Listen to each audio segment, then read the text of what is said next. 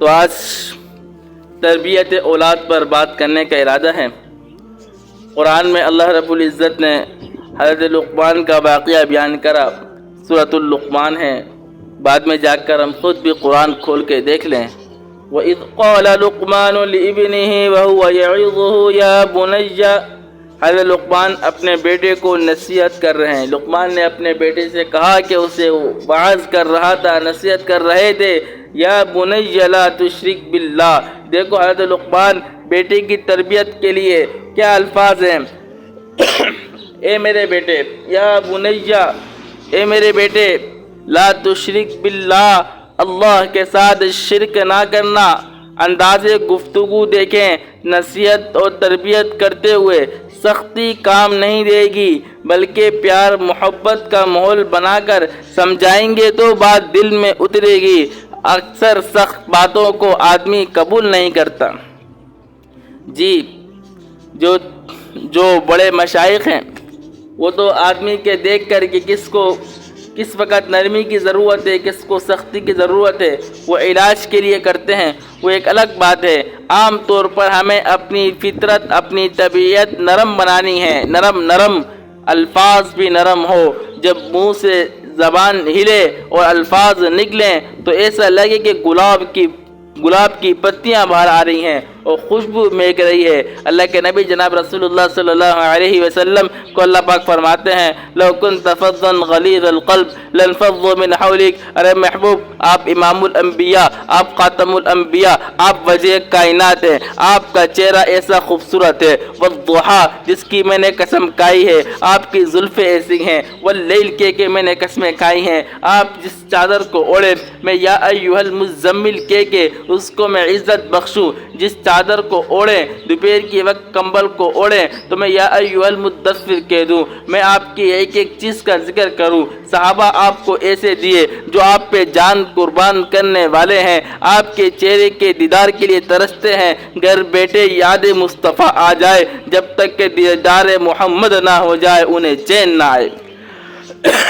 ایسے صحابہ دیے ہیں اور وہ آپ پہ جان قربان کرنے کو فخر سمجھتے ہیں، لیکن ان ساری باتوں کے باوجود لو كنت فظا غلیظ القلب، اگر آپ سخت دل ہوتے اور سخت گو ہوتے، الفاظ سخت ہوتے، الفاظ آپ کے غصے والے نکلتے، ہر وقت آپ کا دل بھی سخت ہو اور زبان بھی آپ کی کڑوے جملے بولنے کی عادت ہو جاتی، لو كنت فظا غلیظ القلب لانفضوا من حولك، یہ صحابہ آپ کو سب کچھ سمجھنے کے باوجود آپ کو چھوڑ کر آپ کے پاس سے چلے جاتے۔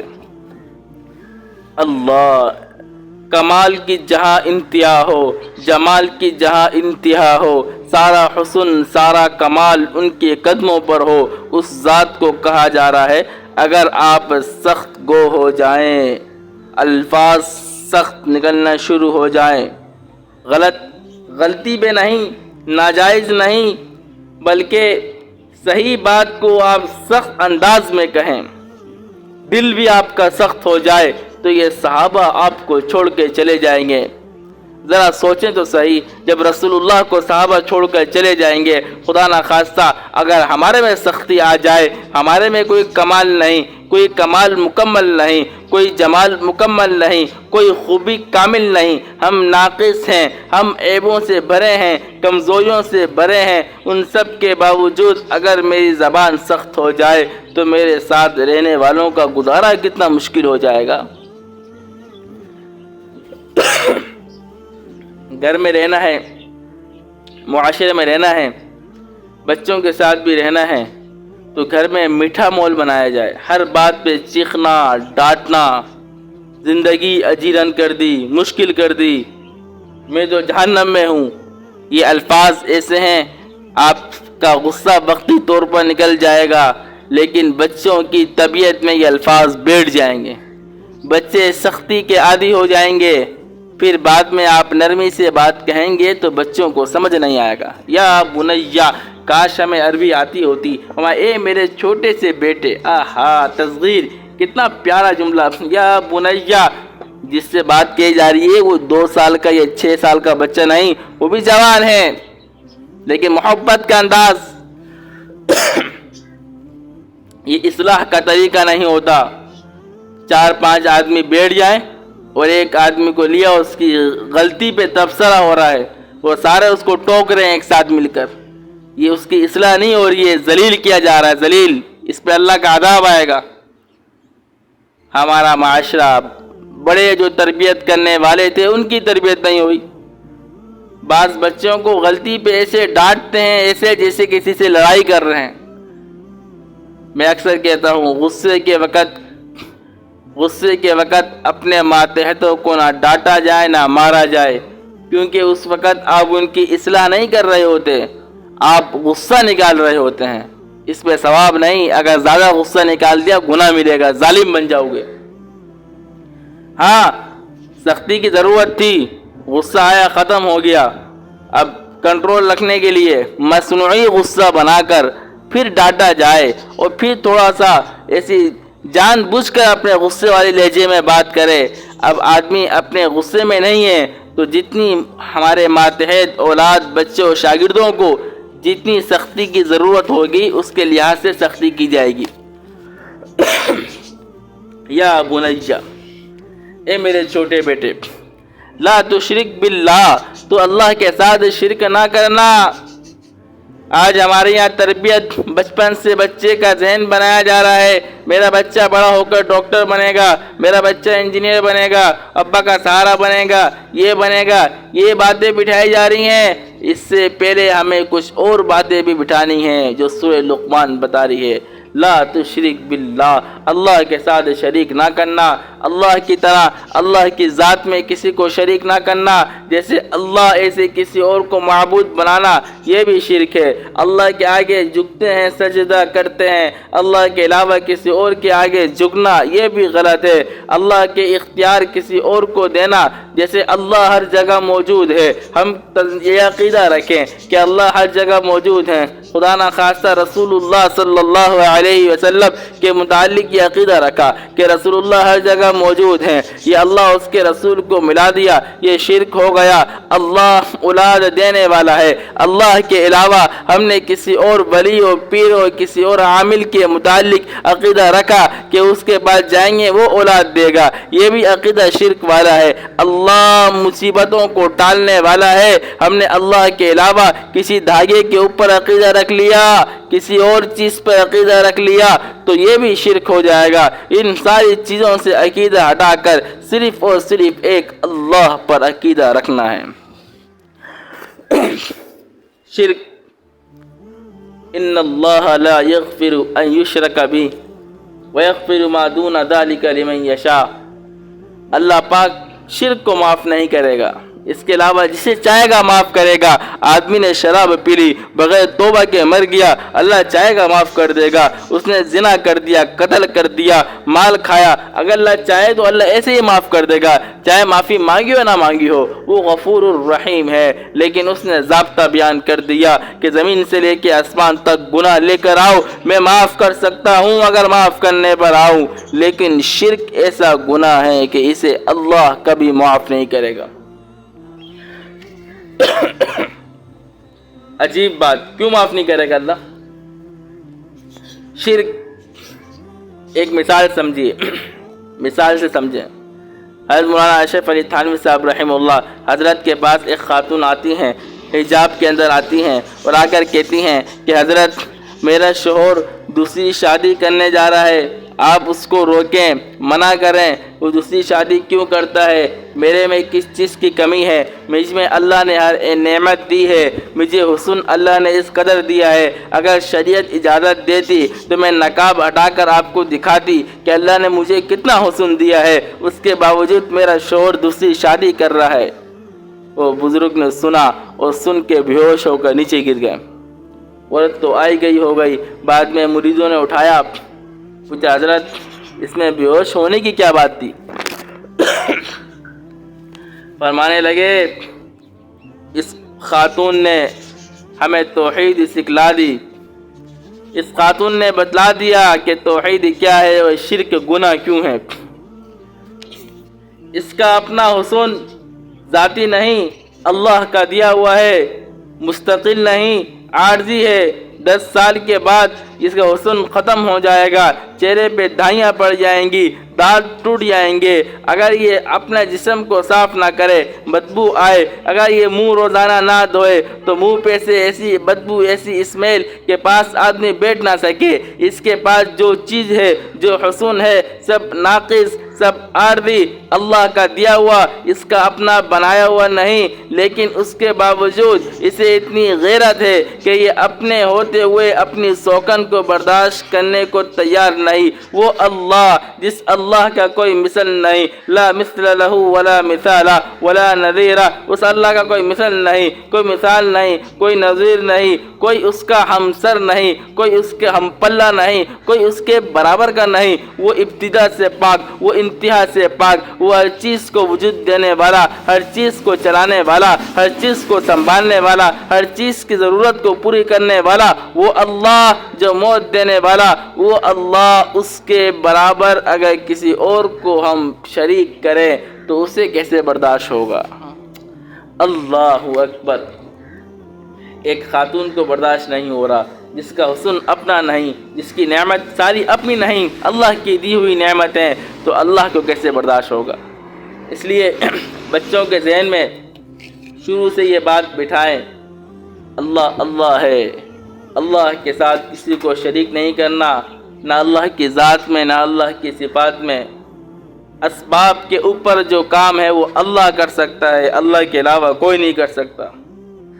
جی، جنات سے امید رکھنا کہ دوستی لگائیں گے یہ مدد کریں گے، اور ان سے ڈرنا کہ ہم کچھ کریں گے جنات تنگ کر دیں گے، یہ بھی شرک کی ایک قسم ہے۔ جب میرا اللہ بچانا چاہے تو کوئی جن نقصان نہیں دے سکتا، جب اللہ مجھے نقصان دینا چاہے کوئی جن، کوئی انس، کوئی فرشتہ ہمیں بچا نہیں سکتا۔ سب کے سب اللہ کے بندے ہیں، اللہ کے ہاتھ میں بے بس ہیں۔ امام الانبیاء جناب رسول اللہ صلی اللہ علیہ وسلم فرماتے ہیں، انا عبدک، اللہ میں امام الانبیاء ہوں، میں نبیوں کا سردار ہوں، میں وجہ کائنات ہوں، اس سب کے باوجود مجھے اپنی حقیقت معلوم۔ انا عبدک، میں آپ کا بندہ، وابن عبدک، آپ کے بندے کا بیٹا، وابن امتک، اور آپ کی بندی کا بیٹا۔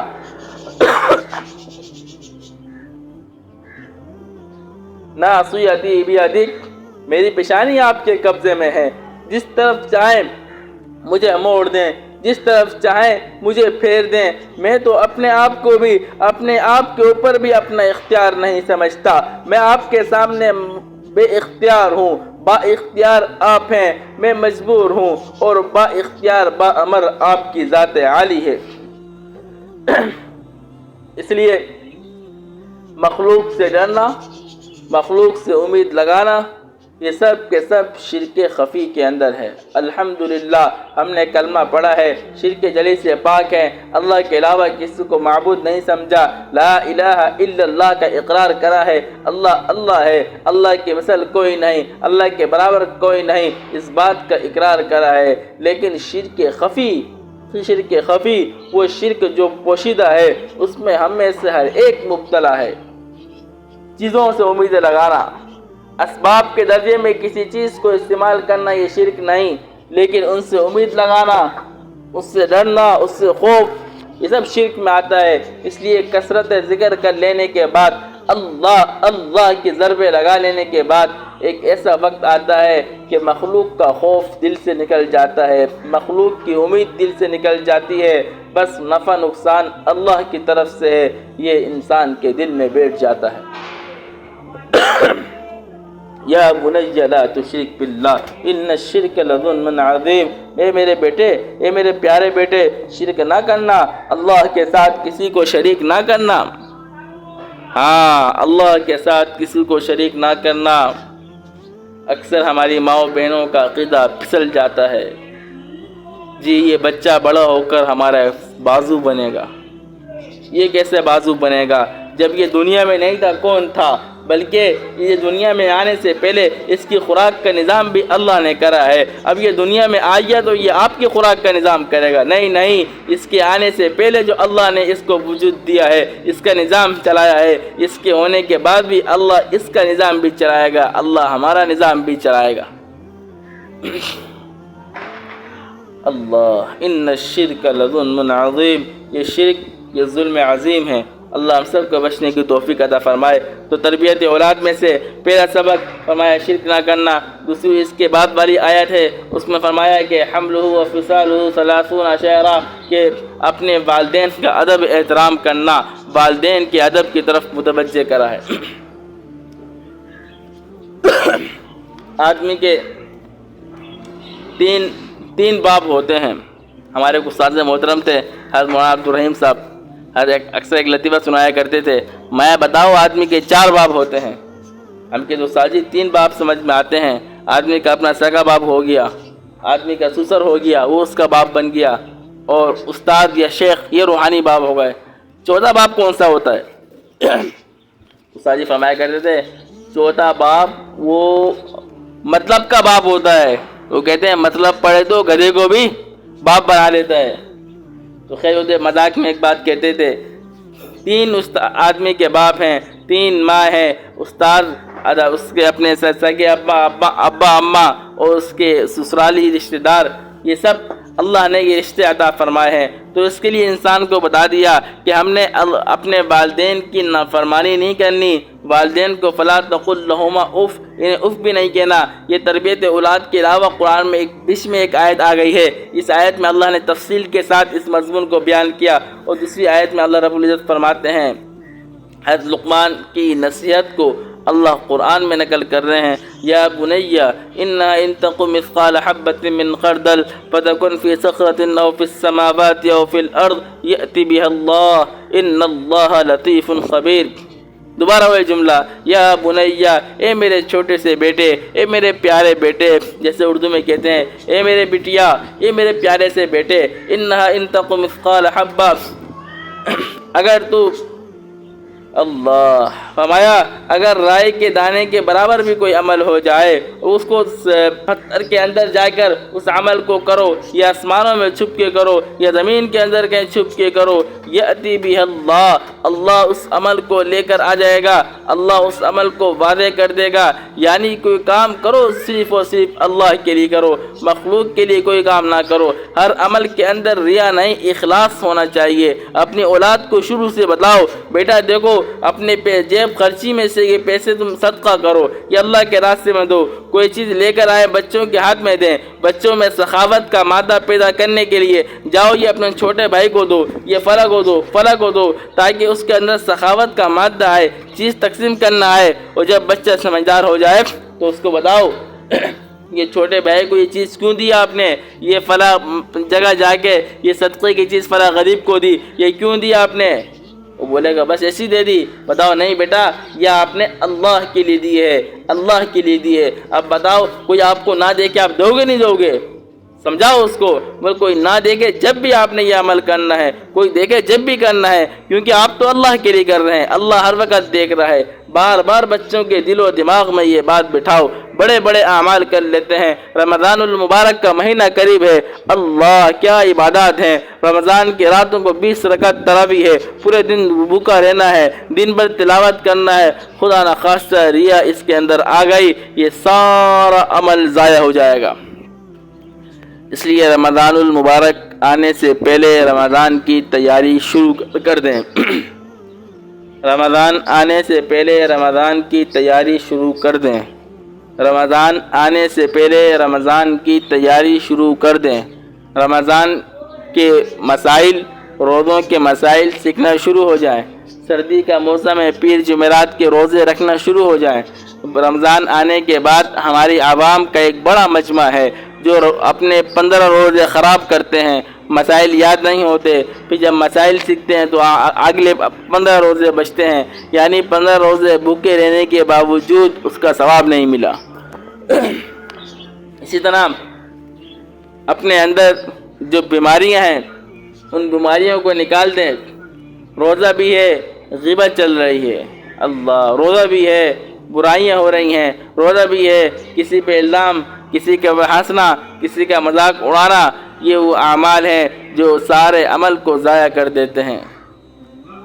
ہر عمل کا اثر ہوتا ہے، ہر عمل کا اثر ہوتا ہے اگر تھوڑا سا عمل کرا تو دل میں نور آتا ہے، اس نور کے بعد آدمی کو اگلے عمل کی توفیق ملتی ہے۔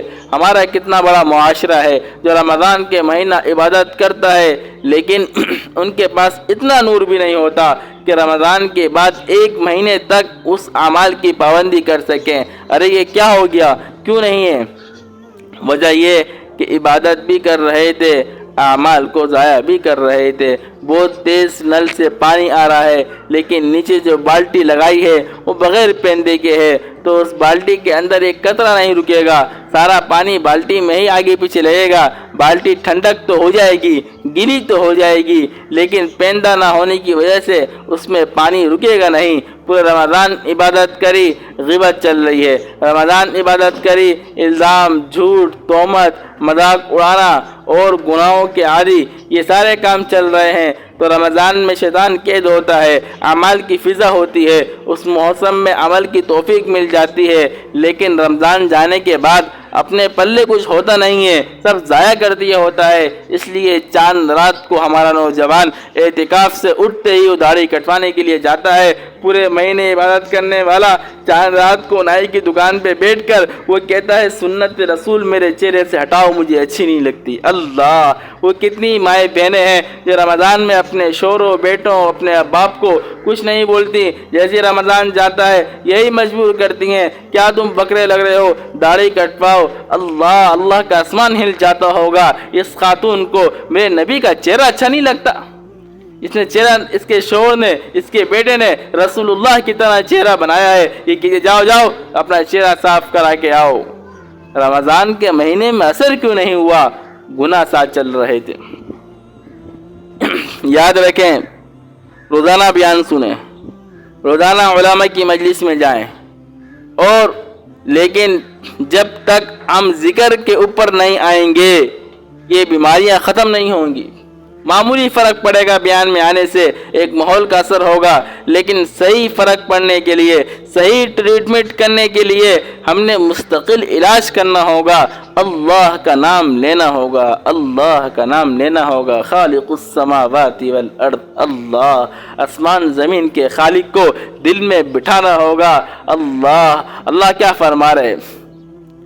یا ابن آدم قلبک لی فلا تدخل فیہ حب غیری، اے آدم کے بیٹے یہ دل میرا مسکن ہے، یہ دل میرا گھر ہے، نہ اللہ آسمانوں میں، لا یسعنی ارضی ولا سمائی، نہ آسمانوں میں سماتا ہے نہ زمین میں آتا ہے، یہ مومن بندے کا دل ہے، اس دل میں اللہ آتا ہے، تو دل میں اللہ لائیں گے نہیں لائیں گے؟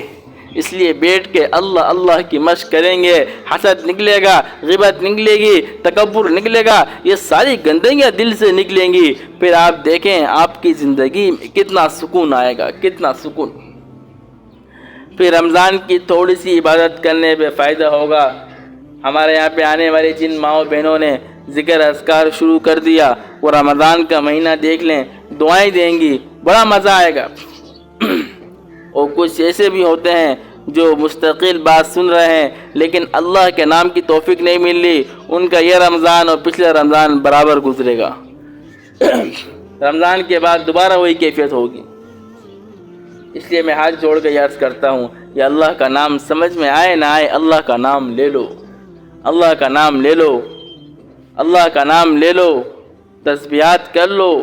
یہ میں نہیں کہہ رہا ہوں، یہ اللہ کہہ رہا ہے، وَاذْكُرِ اسْمَ رَبِّكَ، اپنے رب کا نام لے کر یاد کرو۔ اللہ، اللہ خود فرما رہا ہے، اب اس سے بڑی دلیل کیا چاہیے؟ وَاذْكُرِ اسْمَ رَبِّكَ، اپنے پالنے والے کا نام لے کر یاد کرو۔ وَلَا تَكُونُوا كَالَّذِينَ نَسُوا اللَّهَ، ان کی طرح نہ بن جانا جو اللہ کو بھول گئے۔ ارے ظالم، پورا دن گزر گیا، تو نے ایک تسبیح کیا، ایک مرتبہ بھی اللہ کو محبت سے نہ پکارا۔ زبان سے ماشاءاللہ سبحان اللہ بول دیا، لیکن دل سے تو نہ بولا۔ زبان سے بولنا کیا بولنا، اللہ تو دل کو دیکھتا ہے۔ اللہ کہہ رہے ان کی طرح نہ بن جانا جو اللہ کو بھول گئے۔ اب بتاؤ نماز کے اندر اللہ یاد ہے؟ نہیں یاد۔ پوری نماز گزر گئی، نماز میں ایک لمحے کے لیے اللہ کا تصور نہیں آیا۔ میں اللہ کو یاد کر رہا ہوں، صبح سے لے کے شام تک کتنے بیانات میں چلے جائے، کتنا کچھ کر لے، لیکن اللہ یاد نہیں آ رہا۔ وہ تذکرہ کر لیا لیکن ذکر کا نہیں یاد، تو اللہ یاد کا بول رہا ہے۔ اللہ کو بھولنے کا یہ بھولے پڑے ہیں۔ اس سے بہتر تو وہ آدمی نہیں ہے جو 5 منٹ کے لیے آنکھ بند کر کے بیٹھتا ہے اور دل سے یاد کرتا ہے اللہ اللہ اللہ۔ یہ اللہ کو یاد کرنے والا ہے۔ اللہ کہہ رہا ہے ان کی طرح نہ بن جانا جو اللہ کو بھول گئے فَأَنْسَاهُمْ أَنفُسَهُمْ، ہم نے ان کو بلا دیا۔ اللہ ہمیں سمجھ دے دے، جو اللہ کو بھول جاتا ہے اللہ اس کو اس کی ذات سے بلا دیتا ہے، وہ اپنے نفع نقصان کا فیصلہ نہیں کر پاتا، اس کی عقل بند ہو جاتی ہے، دماغ کام نہیں کرتا، اب وہ اپنی آخرت کو بھول جاتا ہے۔ جی اللہ دنیا میں لگا دے گا، وہ سمجھے گا میں سمجھدار ہو گیا، وہ فلاں مولوی بیوقوف ہے، دیکھو میرا دماغ کیسے چلتا ہے، میں کیسا مال کما کے لا رہا ہوں، کیسے لوگوں کو بیوقوف بنایا، اور دیکھو میں نے کیسا کام کر لیا۔ کتنی خواتین ہیں وہ ہر جگہ جا کر جھوٹ بولنا، مذاق اڑانا، لوگوں میں عیب تلاش کرنا، فلانا ایسا، اور سمجھتے ہیں ہم نے مجلس گرم کر لی، ہم نے لوگوں کا دل جیت لیا۔ یہ اللہ کا عذاب ہے کہ اللہ نے اپنی یاد سے ہٹایا اور فالتو کام میں لگا دیا۔ جن سے اللہ پیار کرتا ہے اللہ انہیں بھولنے کی توفیق نہیں، جو اللہ کو بھولتا نہیں ہے اللہ اس کو اپنی ذات بھی یاد دلاتا ہے، وہ آدمی اپنے آپ کو بھی سمجھتا ہے، اللہ بھی یاد رہتا ہے اور اسے اپنا نفع نقصان سمجھ میں آتا ہے۔ کتنے ہی لوگ ایسے ہیں جن کی پورا مہینہ گزر گیا، اللہ کی یاد میں ایک آنسو کا قطرہ نہ نکلا۔ ظالم وہ آنکھ کوئی آنکھ ہے جس آنکھ میں اللہ کی یاد میں ایک آنسو کا قطرہ نہیں نکلا، اللہ کا خوف کی وجہ سے جسم کے بال کبھی کھڑے نہیں ہوئے، دل کبھی اللہ کی محبت میں بے قرار نہیں ہوا، وہ دل نہیں، وہ کچرا کنڈی ہے، وہ گندگی کا ڈھیر ہے۔ اس دل میں جب اللہ آئے گا تو خلوت کے اندر بھی جلوت کے مزے ہوں گے، تنہائی میں بیٹھے ہیں اس وقت بھی اللہ کے ساتھ ہیں، مجمع میں بیٹھے ہیں اس وقت بھی تنہائی والے مزے کے میں اللہ کے ساتھ ہوں۔ وَكَانَ أَمْرُهُ فُرُطًا، اللہ ہر چیز اعتدال پہ آ جائے گی جب اللہ سے تعلق بنے گا، اللہ خود رہنمائی کرے گا، دل میں اللہ میسج بھیجے گا، اس وقت یہ کرنا ہے، بچوں کی تربیت کیسے کرنی ہے، گھر کا نظام کیسے چلانا ہے، برکتیں اللہ دے گا، لیکن اللہ کا نام لینا پڑے گا۔ اللہ کیا فرمایا حضرت لقمان، بیٹا ریاکاری نہ کرنا۔ ہم بھی اپنی اولاد کی تربیت، جو بچے سمجھدار ہو گئے ان کو بار بار یہ بتائیں، یہ ایک دن کا سبق نہیں، بار بار دہرانے کا سبق ہے، دہرائیں، ہر بات میں نوٹ کریں، میرے بچے کے کسی عمل کے اندر، میرے شوہر کے کسی عمل کے اندر، میرے کسی عمل کے اندر کوئی ریاکاری تو نہیں آ رہی، ان سے پوچھیں، مذاکرہ کریں، بار بار کریں، عمل اللہ کے لیے ہوگا۔ ہائے کیا بتائیں، نانا جی کا انتقال ہو گیا، چاچا کا انتقال ہو گیا، سسر کا انتقال ہو گیا، قرآن پڑھ رہے ہیں، پڑھ کے بخش نہیں رہے۔ کیوں نہیں بخش رہے؟ وہ 40ویں میں جائیں گے، برسی میں جائیں گے، سب کو بتائیں گے، سب بولیں گے میں نے اتنا پڑھا، تو مجھے بھی بتانا پڑے گا، میں اس لیے اگر نہیں پڑھوں گی لوگ تانا دیں گے۔ یہ ریاکاری کا عمل ہے، پڑھنے والے کو ثواب نہیں ملا، جس کو بخشا جائے گا اسے کیا ثواب ملے گا؟ اخلاص والے عمل کریں۔ آگے فرمایا یا بنی اقم الصلاة وأمر بالمعروف وانہا عن المنکر واصبر على ما اصابك ان ذلك من عزم الامور۔ اے میرے بیٹے نماز کو قائم کرو، اے میرے پیارے بیٹے نماز کو قائم کرو، ہاں نماز کو قائم کرو، بچوں کو بچپن سے پیار محبت سے نماز کی اہمیت سکھلائی جائے، نماز کی اہمیت۔ ایک صاحب کہنے لگے، ایک پرانے زمانے کی بات ہے، 4,000 روپے اس وقت 4 لاکھ سے کم نہیں ہوں گے، 4 نہیں 20,000 روپے اس زمانے میں، آج سے تقریباً آپ 50 سال پہلے چلے جائیں۔ بولے 20,000 روپے میرے سے گر گئے، اور ابا کو معلوم ہوا، ابا نے باز پرس بھی نہیں کہی، ڈانٹا بھی نہیں۔ ایک دن میں مسجد میں تعلیم میں بیٹھنا بھول گیا، اور تعلیم میں نہیں بیٹھا، غفلت سے گھر میں آ گیا۔ پھر جو ابا نے آ کے ڈانٹا وہ خوب سنائی، کہنے لگے میں سمجھ گیا 20,000 کا نقصان اتنا بڑا نقصان نہیں ہے، تعلیم میں نہ بیٹھنے کا نقصان اس سے بڑا ہوا ہے۔ ابا نے وہاں کچھ بھی نہیں بولا، یہاں اتنی ساری سنا دی، یا بنی اقم الصلاۃ، نماز قائم کرو، نماز قائم کرو۔ بچوں کا ذہن بنائے، بچے چھوٹے ہیں فجر کی نماز نہیں پڑھتے، نماز کے لیے ماحول بنائے، بچوں کو شروع میں صبح کے ٹائم گھر میں رونق والا ماحول بنائے، بچوں کو اٹھائیں۔ بچہ آپ کا 10 سال کا ہو گیا، 12 سال کی عمر میں نماز فرض ہو جائے گی، 10 سال کی عمر میں ان کو اٹھائیں، کھلائیں پلائیں، ان کو ہنسی مذاق کریں، بچے فجر میں اٹھنے کے عادی بن جائیں۔ پھر ان کو آہستہ آہستہ آپ کو دیکھیں گے اماں نماز پڑھ رہی ہیں، ابا نماز کے لیے جا رہے ہیں، تو بچہ خود ہی نماز پر آ جائے گا۔ یہ اماں ابا کی ذمہ داری ہے، بچپن سے نماز کے لیے ماحول بنائیں۔ ہاں، بڑھنے کے بعد اس بچے کے اعمال کا ثواب آپ کو ملے گا۔ ایسے کیسے مل جائے گا؟ آپ نے نماز کی عادت بنائی نہیں، اپنی نیند قربان کری نہیں، خود بستر پہ پڑے سوئے رہے، اور اٹھے نماز پڑھی دوبارہ بستر پہ لیٹ گئے، بچوں کو نمازی نہیں بنایا۔ قربانی دینی پڑے گی، رات کو جلدی سونا پڑے گا، صبح اٹھنے کا ماحول بنانا پڑے گا، بچے نمازی بنیں گے۔ اللہ ہمیں بھی اس پہ عمل کی توفیق عطا فرمائے۔ وَأْمُرْ بِالْمَعْرُوفِ وَانْهَ عَنِ الْمُنْكَرِ، لقمان کہہ رہے ہیں بیٹا اچھی باتوں کا حکم کرو اور بری باتوں سے منع کرو۔ امر بالمعروف نہی عن المنکر، اپنے بچوں کو شروع سے اس بات پر، یہ دیکھو آپ بڑے بھائی ہو، آپ کے چھوٹا بھائی غلط کام کر رہے ہیں، سمجھاؤ اس کو، پیار سے سمجھاؤ، محبت سے سمجھاؤ، ڈانٹو اس کو، بچے کے دل و دماغ میں بٹھا دو بیٹا یہ موبائل میں گانا چل رہا ہے، اس سے اللہ ناراض ہو جائے گا، آپ اللہ کو ناراض کر رہے ہو، اللہ کو ناراض کر رہے ہو۔ بچے کے دماغ میں بیٹھ جائے، اب یہی گھر کا ماحول بنائے گا۔ اب گھر میں غلطی سے کسی کے موبائل میں گانا چل گیا، کوئی ایسی غلط چیز آ گئی، یہ بچہ خود بولے گا، خود بولے گا۔ وَأْمُرْ بِالْمَعْرُوفِ وَانْهَ عَنِ الْمُنْكَرِ، ایک تو اسے ہم نے اچھی باتوں کا حکم کرنا ہے، دوسرا اس کو عادی بنانا ہے کہ یہ دوسروں کو بھی اچھی باتوں کا حکم کرے اور برے کاموں سے انہیں منع کرے۔ وَاصْبِرْ عَلَىٰ مَا أَصَابَكَ، فرمایا دیکھو جب امر بالمعروف نہیں عن المنکر کرو گے لوگ مخالف ہو جائیں گے۔ ہاں، جب کسی کو دین پر چلنے کا کہو گے، وہ میٹھے میٹھے حلوے تو سب کو اچھے لگتے ہیں، حلوہ کھلانے کے لیے اجی کنڈے ہیں، اجی فلاں چیزیں، دیکھو پورا خاندان جمع ہو جائے گا۔ ان خاندان کو جمع کرنے کے بعد اس کے سامنے کھڑے ہو کر کہہ دو جو پردہ نہیں کرتا وہ میرے اللہ کو ناراض کرتا ہے۔ کل قیامت والے دن اللہ کے نبی رسول اللہ صلی اللہ علیہ وسلم نے فرمایا کہ میں نے اپنی امت کی خواتین کو دیکھا کہ جو لوگ پردہ نہیں کرتے انہیں ان طرح سے عذاب ہو رہا تھا، اللہ انہیں ایسے عذاب ہو رہا تھا، تو پھر کیا ہوگا؟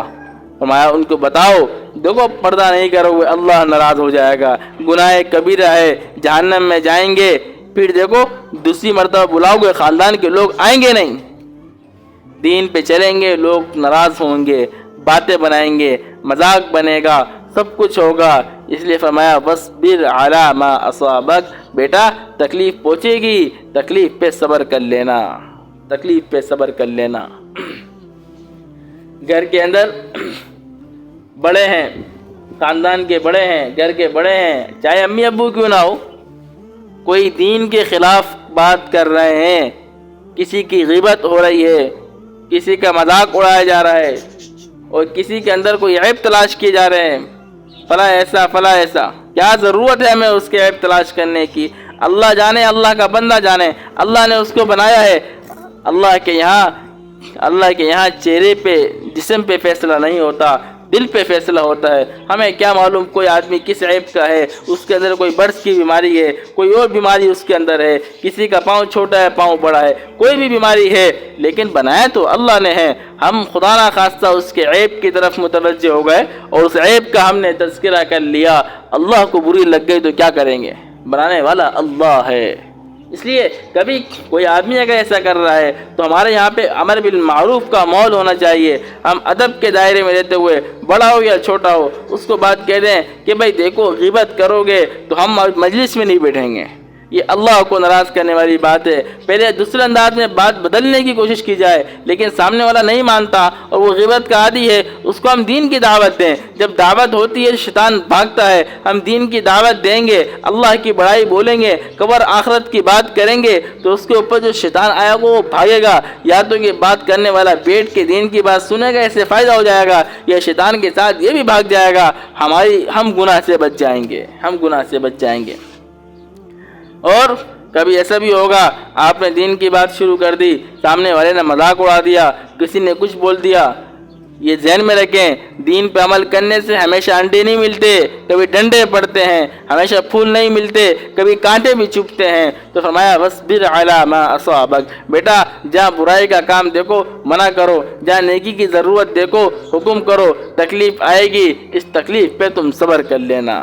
فرمایا ان ذلک من عزم الامور، میرے بیٹا یہ بہت بڑے عزم والی بات ہے، یہ معمولی بات نہیں ہے۔ کسی کو اچھائی کا حکم کرنا آسان کام ہے، لیکن اس کی ناراضگی کو برداشت کرنا یہ بڑا مشکل کام ہے۔ ان ذلک من عزم الامور، یہ چھوٹی لوگوں کی بات نہیں ہے، یہ بڑوں کی بات ہے۔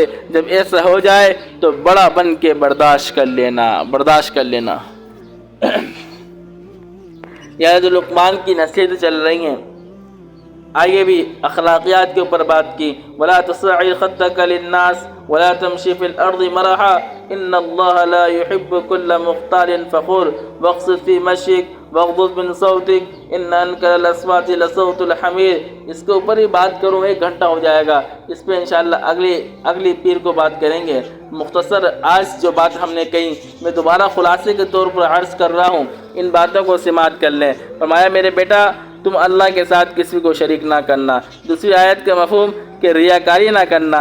تیسرا حکم میرے بیٹا نماز قائم کرنا۔ نماز پڑھنا الگ چیز ہے، قائم کرنا الگ چیز ہے۔ ہمیں نماز کے فرائض بھی یاد ہوں، نماز کے واجبات بھی یاد ہوں۔ نماز میں 13 فرائض ہیں، 14 واجبات ہیں، اور کس موقع پہ 21 سنتیں ہیں، کس موقع پہ سجدہ سہو واجب ہوتا ہے یا نہیں ہوتا ہے۔ آپ کے یہاں معلمہ نیچے موجود ہے، عالمہ موجود ہے، تو ہم ہر نشست کے اندر اگر 2 فرض یاد کر لیں، ہر نشست میں ہم 2 واجب یاد کر لیں، میرے خیال سے یہ مہینہ 2 مہینے کے اندر فرائض واجبات ہمیں یاد ہو جائیں گے۔ اتنی لمبی بات نہیں ہے۔ اور پھر اس کے بعد نماز کے مسائل پتہ ہوں گے۔ کتنے لوگ ایسے ہیں بیچارے نماز پڑھتے ہیں، غلطی ہو جاتی ہے، پتہ نہیں ہوتا، نماز خراب کر دیتے ہیں۔ لیکن جانیں اللہ کے یہاں یہ عذر قبول نہیں ہوگا۔ ہمیں علم نہیں تھا۔ کیسے علم نہیں تھا؟ تمہیں موبائل چلانا نہیں آتا تھا، موبائل چلانا سیکھ لیا۔ انگلش نہیں آتی تھی، انگلش سیکھ لی۔ یہ چیز نہیں آتی تھی، وہ پکانا سبزی کبھی پکائی نہیں تھی، پکانا سیکھ لی۔ تم نے میرا دین کیوں نہیں سیکھا؟ ہاں